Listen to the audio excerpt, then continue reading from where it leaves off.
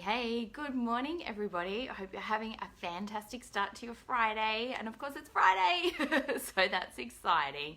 And I was just thinking this morning what I wanted to share, and really it came back to perspective. Say hi if you're on. Hey, Kat. Great to have you on here, babe. How are you? So perspective is everything. The reason is this is the way that we're actually viewing our life or viewing situations. Hey Lisa, hey Rochelle, great to have you guys on.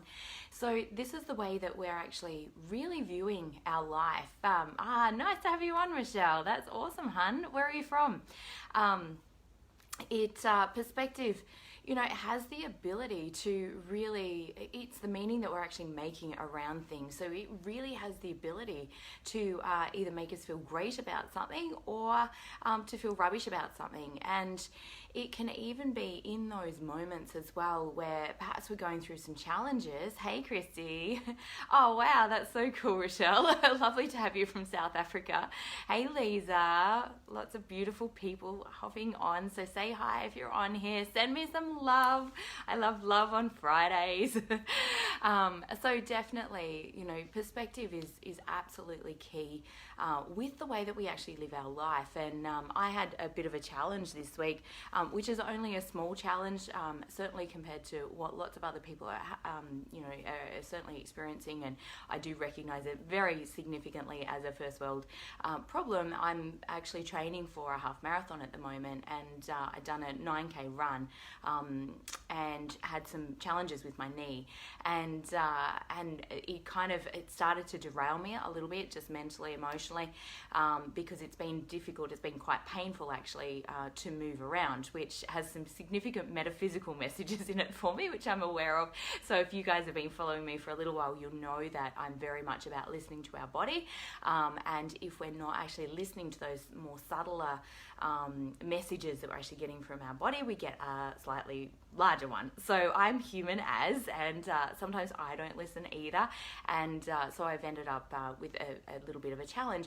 And I was just thinking about perspective, and we can make things mean something so big. And I know that I've been challenged with this in the past, and it's something that I'm actually really working on at the moment, to stop making things a mountain that are actually just a small little thing. I think I'm a highly emotional creature, which serves me on most levels, but can also be a double-edged sword as well, because the more emotional we are, or the more sensitive that we are to our own emotions, not only gives us greatest guidance, so when we have things happen, we're more attuned to that, we're more aware of what's actually feels good and what's kind of keeping us on track. It's like the bumpy bits on the side of the road. Hey Colin, great to have you on.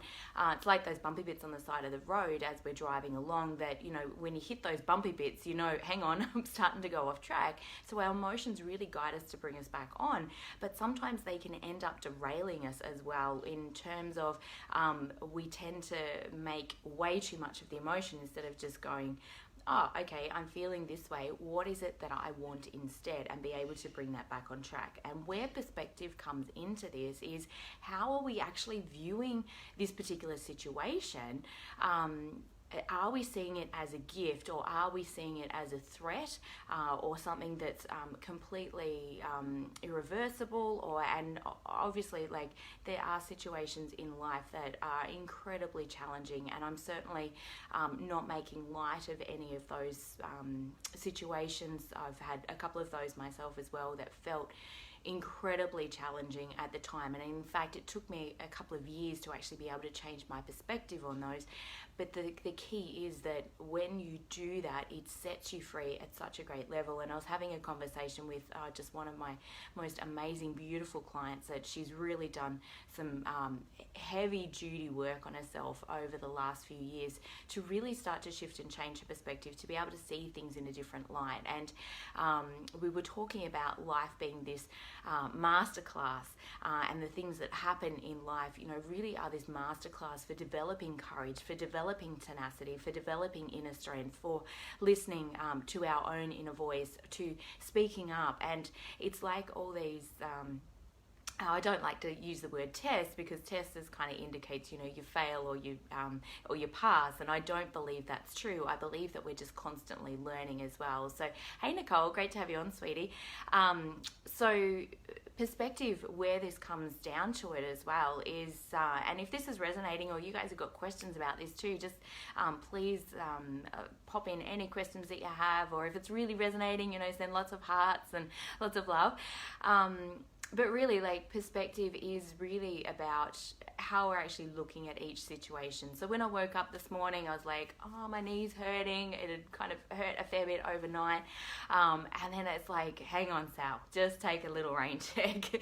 Let's just have a look around. Oh my goodness, I'm in this amazing warm bed. I'm in this beautiful apartment, and really just started getting back into my gratitude. And it's why I'm so passionate about gratitude, because the perspective of gratitude is that there's good to be found in every situation. And I can even say that to be true in the hardest situations that I've been through. And it's not necessarily that we want those situations to happen. It's not that we're like asking for those situations, but being able to find a gift in every situation is just, it is a true blessing, and it helps to shift things at such a great level.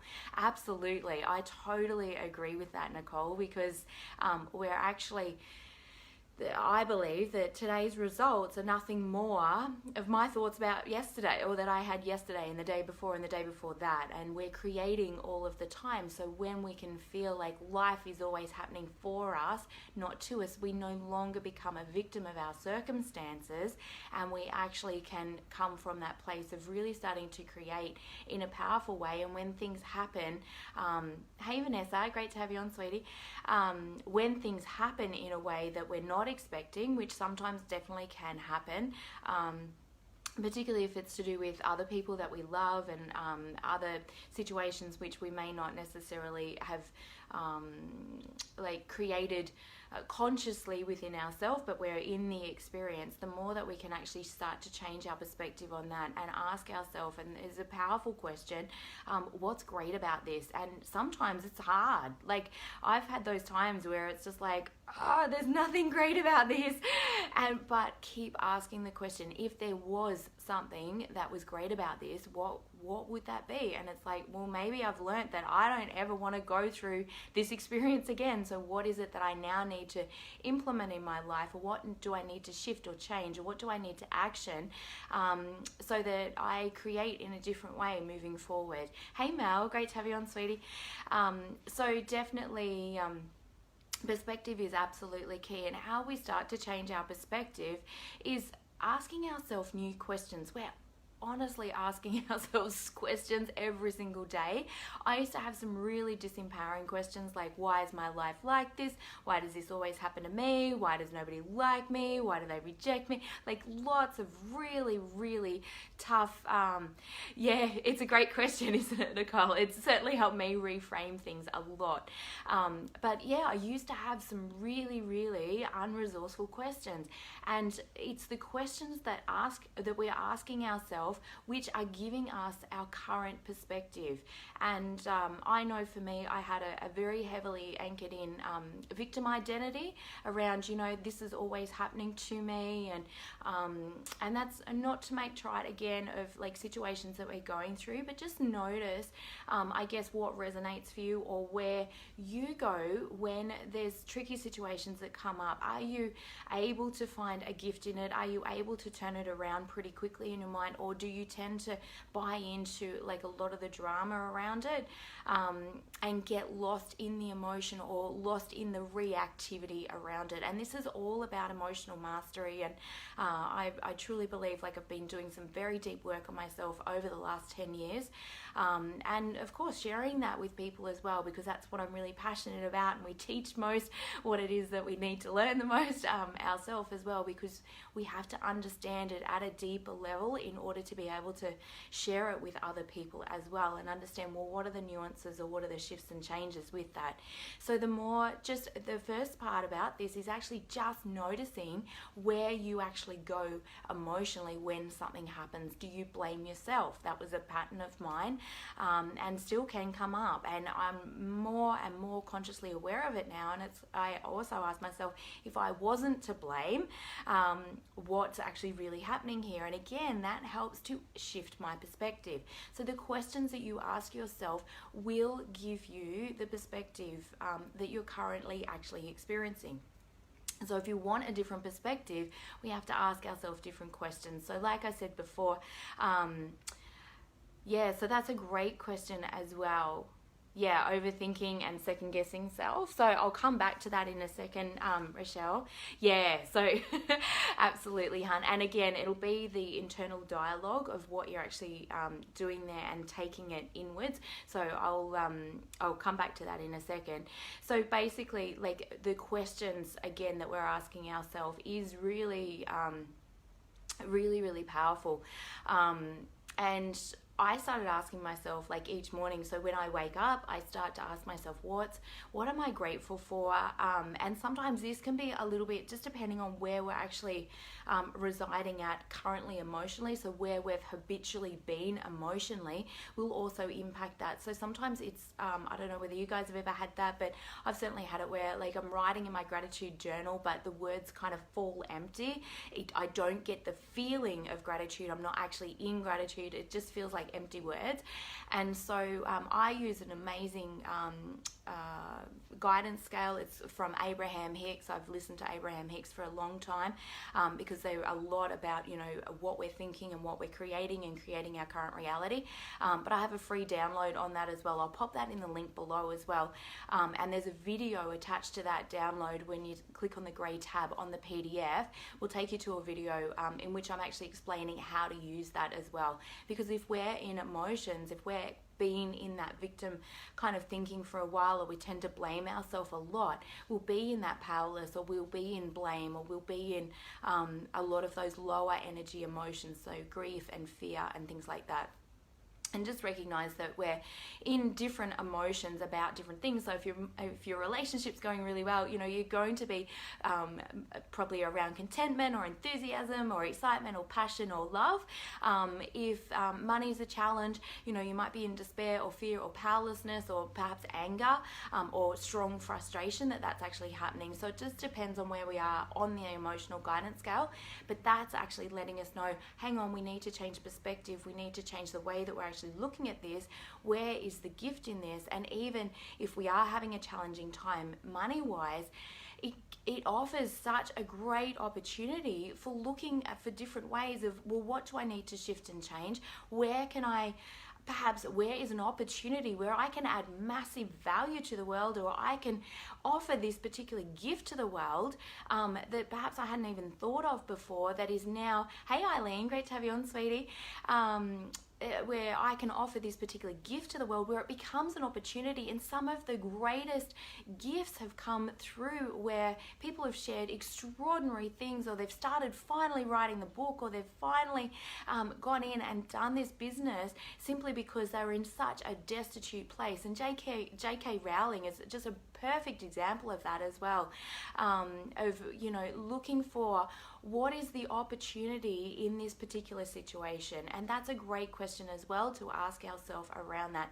So Rochelle just asked before around how do we actually stop internalizing stuff. And I'm the same, hun. I am an overthinker, overanalyzer. I'm very much in my inner head. I'm very much an introvert, even though I love people and I love chatting to people. But for me to fill up, I need to have that time alone. So I'm definitely an introvert and an overthinker.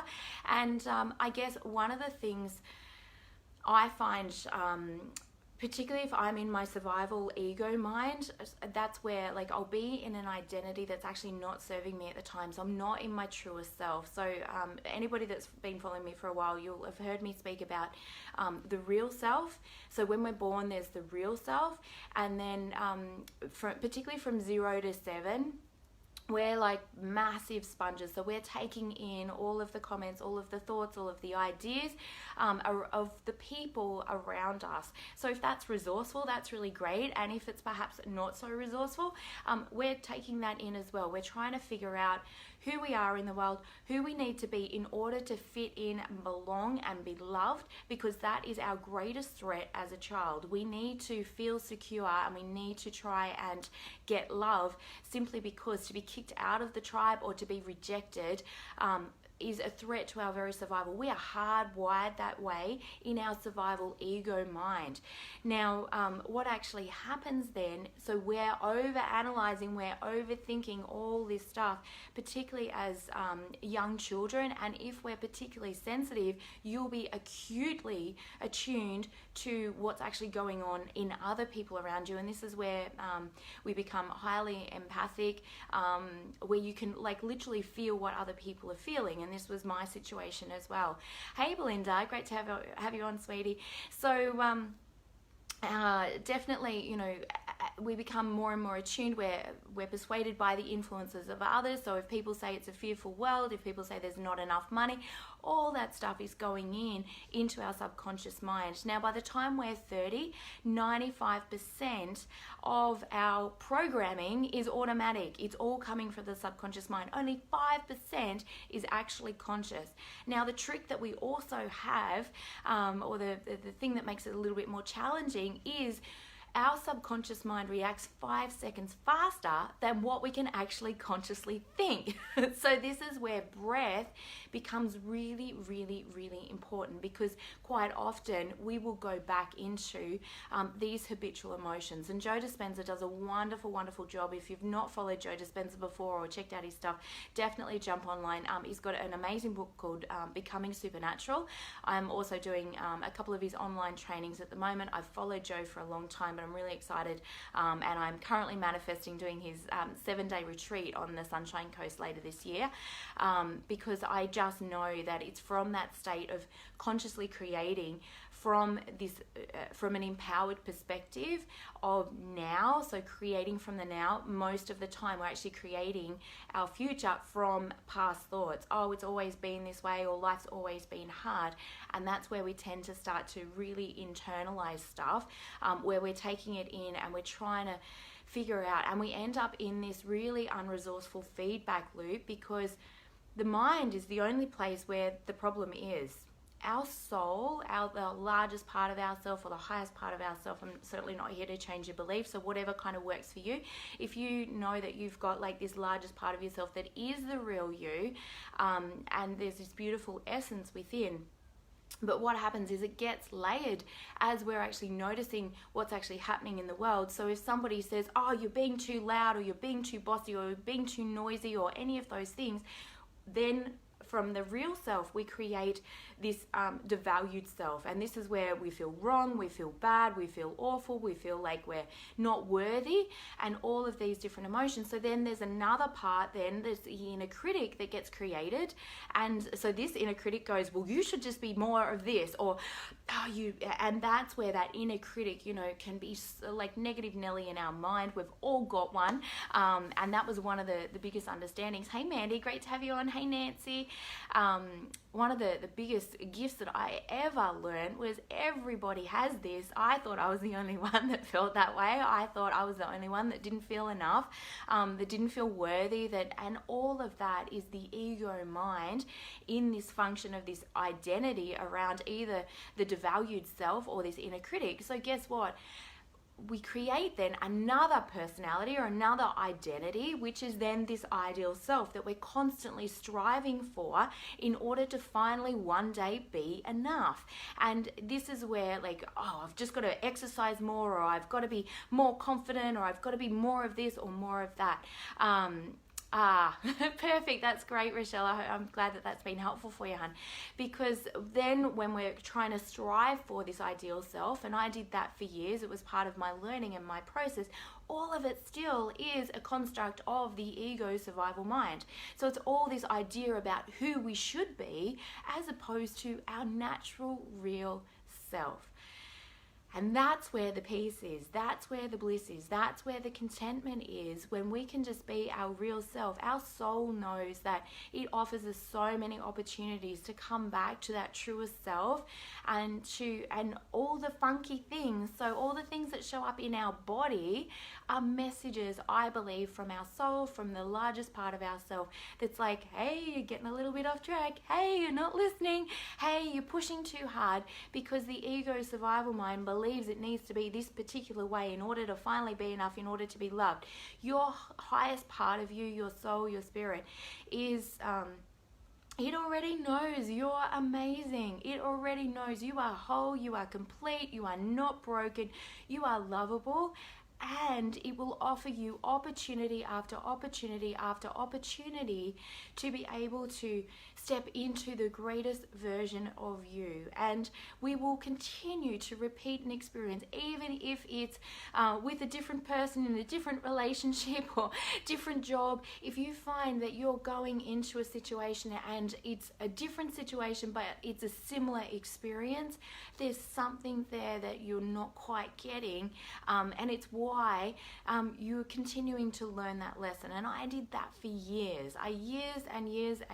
And I was so hell-bent on trying to change my external world, trying to control other people's behavior. I wanted them to be different. I want it so that I could feel okay. And all it does is create this feedback loop in the survival mind, the ego mind, that's really, really challenging. Hey, Robert, great to have you on. Hey, Lydia, great to have you on too, hun. So definitely, perspective is everything. And I think the highest perspective that we can have is definitely, in my experience, the soul's perspective. And I quite often have chats to people, particularly when our kids are going through challenges, or other people that we love are going through challenges, and we're tending to judge that from the ego mind. So the ego mind determines if this is good or bad, right or wrong, if it's going to hurt us or if it's going to help us, because its job is to keep us safe. So it's constantly looking for what's going to hurt us, what's going to get us kicked out of the tribe, all of those things, and none of it actually is the real you. So where the conflict for most people comes up is we go into prejudgment, so the mind's judging stuff and everything's going on. Good morning, Lydia. It's lovely that you said hi, hun. So the mind goes into prejudging a circumstance, as opposed to our soul knows that everything's happening in perfect divine timing. We're here, we're learning, we're growing, and we're given opportunity after opportunity. And when we prejudge an experience for somebody, we can't determine, we can't know what somebody else is here to actually learn or to experience from their soul's perspective or from their highest perspective as well. Hey, Faith. Hey, Andrew. So that can be really, really super challenging as well. And so the more that we can actually step back and go, gosh, what if there was a more powerful reason as to why they were actually experiencing this experience. Perhaps they're here to learn a powerful lesson around love, or letting go of love, or letting go of material things. Perhaps if somebody loses everything, perhaps it's learning the values around what's most actually important to them. It might be about family, or it might be about strength and tenacity. It might be about courage and determination. It's the more that we can ask ourselves those powerful questions. What is it that I could be learning at this moment, or what could be great about this? Or if I was looking from my soul's perspective, what is it that my soul's actually trying to teach me or share with me? And that's where obviously, like doing cards and things like that, some people can feel a bit funny about that. I love it because it's just another way of tapping into my own internal wisdom and guidance. And I truly believe that my soul is giving me messages all the time. And if I'm pushed, if I'm rushed, if I'm in survival mind, so I'm freaking out and I've got a lot of white noise going on in my mind, it's like that is so much louder. Our survival mind is so much louder. We'll always be trying to control things because it wants certainty, it wants security, it wants to know it's safe, it wants to know it's loved, it wants external validation, whilst the real you, it will just be this soft, calm, quiet, wise voice that's just like, hey, what about that particular thing? Hey, you're not doing that yet. Hey, what about this? What about what's most important to you? And it will never scream. It's got no demands on you, which is so beautiful. So there's so much freedom from the soul in the highest perspective. And yet, hey Chris, great to have you on. I hope you're still having a fabulous time overseas. I'm sure you are. So from that highest perspective, when we're tapping into that, we can actually start to listen to that internal guidance. We can get clearer and clearer. Where are we pushing where we actually don't need to be pushing? What do we need to be refocusing on in a way that would actually truly serve us? Where are the gifts in our life from the challenges that we've experienced? And I love that you're in New York City. That's so fabulous. Where are these gifts? What are you currently learning at the moment? And as you start to wake up and each morning, and maybe just ask yourself, what is the miracle in my life going to be today? And it may be packaged in ugly wrapping paper. There may be a real gift, but it might be in ugly wrapping paper. So you may not recognize it as a gift initially. But the more that we can actually sit with things, and this is why I love to journal, and particularly if I feel emotionally challenged around something, be like, what is it around this that I'm here to learn or here to experience? Or perhaps, just change my mindset on. A lot of the time, if we're experiencing funky things, it's because we've got limiting beliefs. And hey, Tadia, great to have you on, hun.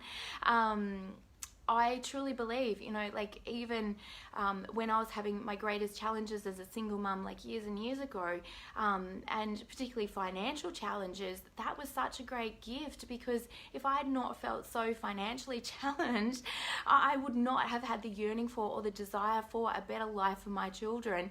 I wouldn't have probably stepped into what I'm actually doing now, which I truly believe has been a great gift, not only to myself, but has also helped many other people as well from their feedback. So there's been so many great gifts that have come through that particular experience. And I know my greatest adversities have been my greatest opportunities. And I can say that even with the passing of my mum, would I have her back in a heartbeat? Absolutely. But that was such an amazing opportunity to learn how to actually learn to love myself. I realized I depended so heavily on validation and unconditional love from my mum that I was 32. I had no idea how to actually love myself. That is such a prerequisite for internal stability, for knowing that you can handle anything, for being able to speak up, for being able to make the right choices for you. And I truly believe that, that is such a great gift to be passing on to our kids. It develops greater emotional resilience and just a plethora of things. So if you're feeling challenged in this particular area, I have 2 amazing events coming up, which I am so passionate about. I have my Byron Bay retreat, which I still have a couple of places left. That is on the 17th to the 22nd of October. The actual retreat will run from the 18th to the 21st, but people arrive and leave on the 17th and the 22nd. It will be a very, very intimate setting. We will be doing deep dive stuff around the soul, around feminine, masculine energy, about being vulnerable, about really opening up, clearing so many of those limiting beliefs, getting to know yourself at a deeper level than ever before. And we've got some really cool activities as well. So we've got a perfect blend of doing sea kayaking, paddle boarding, Tai Chi, yoga, massage, sound healing. I've got some beautiful external practitioners coming in to share some of their gifts with the group, as well as you get to pick my brain for 4 days straight. So I'll be definitely well rested before I go. And it will be an incredible experience in just the most beautiful surroundings. So if that resonates with you at all, please just message me. It is by interview or application only as well. I need to ensure that the group will truly resonate because of the experience that I'm wanting to help people create for themselves as well. There'll be some beautiful journal or reflective time. We're about a 5 to 10 minute stroll from the beach as well. So lots of time to walk on the beach and just soak in that beautiful atmosphere at Byron Bay. Yes, it will be total awesomeness, Nicole. I am so pumped. I cannot wait. It'll be just amazing. Lots of beautiful, nutritious, whole food to support your body as well. So if you're feeling burnout, you're feeling exhausted, or you know that you haven't been listening to that inner voice, or you're not even sure how to actually do that, the women that are coming already are just such heart-centered, beautiful, beautiful souls that, yes, it will definitely be amazing, Christy. Just such heart-centered souls as well that'll just be so, so incredible. And thank you, Nicole. It's definitely my intention, sweetheart. And I do also have an amazing weekend intensive in Wagga. This won't be a retreat. It is a workshop from 8 till 5 each day on the Saturday and the Sunday. We will be doing a very big deep dive, and it will be incredibly transformative though, simply because I help you to really understand what are the current drivers that are affecting you at the moment, what are the subconscious patterns that have come in, so you get to understand your current roadmap. And when I say roadmap, it's how you've constructed the way that you're currently living your life and whether that's actually really working for you. We keep all the resourceful bits, we look at the unresourceful bits and why you're actually still doing those particular things, and I can promise you it'll be because it's actually meeting needs in an unresourceful way though. And this is where the authentic happiness, so it's called authentic happiness or intensive, simply because when we're trying to get deeper needs met, but in a way that isn't congruent or with integrity with our own values, that creates inner conflict. So we can't be, even though we're trying to get our needs met, so this might be emotional eating, it might be overspending money, it could be picking fights in relationships where we're trying to experience something subconsciously that we're not even aware of, so it drives our behavior, but underneath it's actually not meeting our values either of health or of wealth or of family and love and relationships. So we create a whole new roadmap for you where you have true conscious awareness around these particular things, and you also get to plan and schedule and have a lot of logic and strategy in the last part of the intensive program as well. So it's a very transformative process. We do a lot of mindset work, a lot of deeper understanding around who you are, what's currently driving you, and then get to shift and change that. And I give you some really amazing emotional tools in order to master your emotions moving forward as well. So that is on the 8th and 9th of September. I still do have a half price special on that at the moment. So again, if that's something that resonates, drop me a message and we can definitely have a chat, see whether it's a really good fit for you. Again, I only have limited spaces. It will be a more intimate group, not as small as the 6 ladies that we'll be going away with at Byron, but it will be an intimate setting and definitely one that will be very, very supportive and really help you to get to the depths of what's actually driven your past behaviors in order for you to create your own authentic happiness. It's a process I've taken myself through like 3 times already, and I still, even with writing the program and everything else, I still get new awarenesses for myself, which I get excited about because it's kind of like, oh wow, this stuff actually really, really does work. So it's really, really powerful. But yeah, perspective, ask yourself some new questions. Get some great questions to ask yourself. What could be great about this? What is this actually teaching me? What am I here to learn? How could this be a great opportunity? What is aligned for me in my heart and soul, or the largest part of me, or my truest self? Ask yourself some really great questions each day. It will help to shift and change your perspective, and the more you do that, the more you become habitually trained to go there instead of going into the drama, going into the internalization of, oh, it's all my fault, or why does this always happen to me? You'll start to train yourself to respond and be proactive in your responses, as opposed to reactive where it's happening subconsciously. I definitely used to be like that. I was very reactive with people. I would take everything personally. I used to blame myself constantly, and it would just derail my self-esteem, my self-confidence, and it was just painful to live that way. And these days, if one of my girls is a bit reactive or something's going on for them, or for somebody else that I'm really close to, quite often I'll be able to just look at that differently. How would love respond right now, or what's actually going on for them? When we're stuck in our ego survival mind, we're making it all about ourselves, and in that space, when we take great care of ourselves, when we've got that deeper awareness, self-love is the furthest thing from being selfish, because the more that you nurture you, the better that you feel every day, the more resourceful you are, the less you'll actually make stuff that other people are going through about you. And I say that with love, and I've done it all. So, you know, there's no judgment around any of that stuff. It's just what's resourceful for us, what's going to be helpful for us with relationships and everything else as well. So I hope that's been helpful. Thank you so much, Christy. And yes, I'm loving working with you as well too, sweetheart. And have an amazing rest of your Friday. Speaking of which, I will need to run. I've got my car behind my daughter's car. She's just messaged me to say she can't get out to go to work. So I will dash, and I truly hope that served you on some level. And let me know if you're going through some challenges. More than happy to have a conversation with you and see if and how I might be able to help you as well. Have a beautiful day, guys. Lots of love, and thank you so much for tuning in. Lots of gratitude to you. Bye.